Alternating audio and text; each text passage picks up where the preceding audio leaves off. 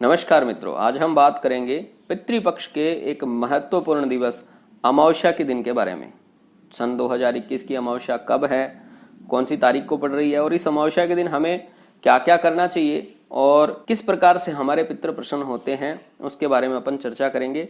और क्या 5 अक्टूबर को है या फिर 6 अक्टूबर को है अमावस्या, उसके बारे में भी शंका निवारण अपन करेंगे। मित्रों, श्राद्ध का सीधा सा अर्थ होता है श्रद्धा से जो भी कुछ दिया जाए वह श्राद्ध है। और पितृपक्ष में श्राद्ध करने से जो पितृगण हैं आपके, वह वर्ष भर तक आपके ऊपर प्रसन्न रहते हैं। यद्यपि प्रत्येक अमावस्या पितरों की पुण्यतिथि है, प्रत्येक अमावस्या पितरों की पुण्यतिथि होती है, लेकिन इसके बावजूद तथापि अश्विनी मास की जो अमावस्या है वह तो पितरों के लिए परम फलदायी है। हमारे धर्म शास्त्रों में कहा गया है कि पितरों को पिंड दान करने वाला गृहस्थ दीर्घायु, पुत्र पौत्रादि, यश, स्वर्ग, पुष्टि, बल, लक्ष्मी, पशु, सुख साधन एवं धन धान्य की प्राप्ति करता है। और यही नहीं, पितरों की कृपा से ही उसे सब प्रकार की समृद्धि, सौभाग्य, राज्य तथा मोक्ष इत्यादि की प्राप्ति होती है।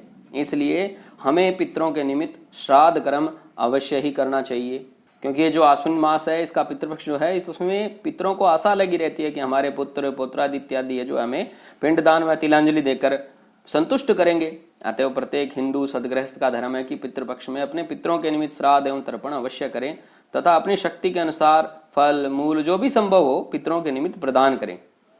पितृपक्ष जो है पितरों के लिए पर्व का समय है, अतएव इस पक्ष में श्राद्ध किया जाता है। और इसकी जो अमावस्या होती है, यानी कि आश्विन कृष्ण पक्ष की जो अमावस्या है, इसको पितृ विसर्जनी अमावस्या भी कहते हैं। इसके अलावा इसे महाल्या भी कहते हैं।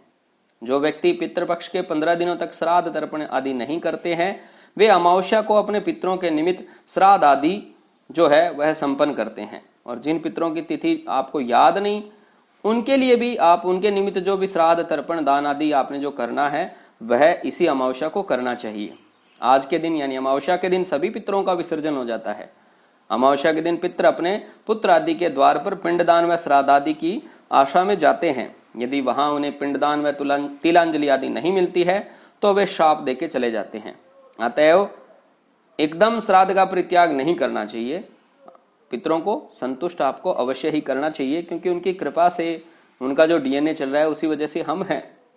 तो मैं तो यहां तक कहता हूं कि देवों से भी नजदीक आपको पितृ लगते हैं, क्योंकि पितरों को पहले मनाया जाता है और फिर आश्विन में हम मां शक्ति की आराधना करते हैं, जो शुक्ल पक्ष है, नवरात्रि है। तो इसलिए अपने पितरों को पूर्णतया प्रसन्न करना चाहिए। 15 दिनों में आपने नियम नहीं रख पाए तो कम से कम एक दिन अमावस्या के दिन आपको पितरों के निमित्त कुछ दान करना चाहिए, गौ माता को हरा चारा खिलाना चाहिए।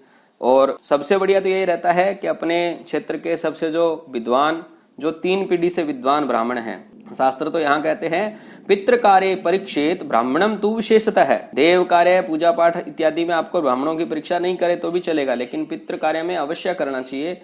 इसलिए आपको समस्त लक्षणों से संपन्न, विद्या, शील, सद्गुणों से संपन्न जो 3 पीढ़ियों से विख्यात ब्राह्मण हैं उसको निमंत्रण देना चाहिए। उनको कहना चाहिए कि विधिवत हमारे घर का श्राद्ध करवाएं और फिर आपको अपने श्राद्ध कर्म को संपन्न करना चाहिए। ऐसा करेंगे तो पितरों की प्रसन्नता आपके ऊपर अवश्य रहेगी। अब हम बात करते हैं कि इस वर्ष अमावस्या का दिन कौन सा है। मित्रों, मार्तंड पंचांग के अनुसार इस बार की पितृपक्ष की जो अमावस्या है वह 5 अक्टूबर को रात्रिकालीन 7:04 के बाद से शुरू होगी और इसका जो समापन रहेगा 6 अक्टूबर को यानी कि बुधवार के दिन शाम को 4:35 तक यह अमावस्या रहेगी।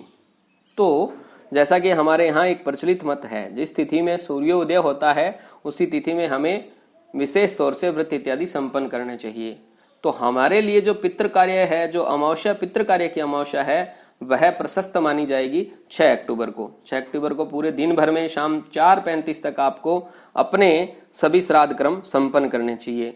वैसे श्राद्ध के अंदर जो मुख्यतया महत्व होता है वह होता है दोहित्र, यानी कि जो बेटी का पुत्र है उसका जो मध्याह्न का समय है जिसे कुतुब बोलते हैं, और तीसरा होता है तिल।